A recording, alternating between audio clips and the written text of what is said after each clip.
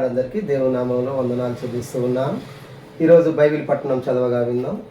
అపోస్తుల కార్యములు 10వ అధ్యాయము 2వ వచనం చదువుకుందాం. అతడు తన ఇంటి వారందరితో కూడా దేవుని యందు భయభక్తులు గలవాడై ఉండి ప్రజలకు బహుధర్మము చేయుచు ఎల్లప్పుడూ దేవునికి ప్రార్థన చేయుచుండెను. ఈ వ్యక్తి ఎవరు?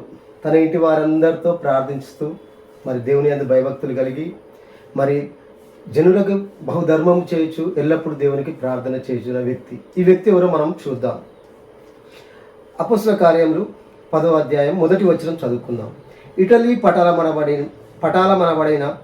పటాలంలో శతాధిపతి అయిన కొర్నేలను భక్తిపరుడు కైసర్లో ఉండేది. ఈయన ఎవరంట? ఇటలీ పటాలమనబడిన పటాలంలో శతాధిపతి అంటే ఈయన 100 మందికి అధిపతి.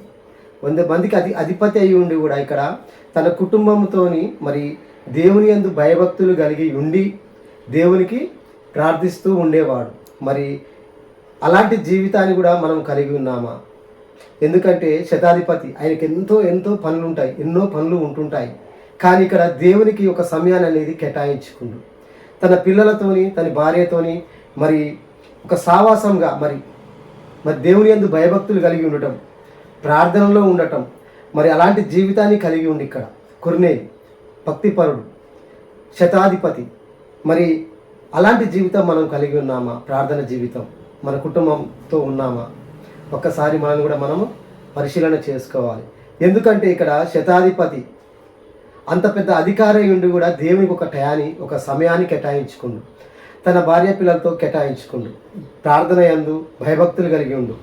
ఎందుకంటే ఇక్కడ ఇప్పుడు ఈ లోకంలో మనం చూసుకున్నట్టయితే మన జీవితాలు ఎలా ఉన్నాయి? మన కుటుంబంతో ప్రార్థించుకుంటున్నామా?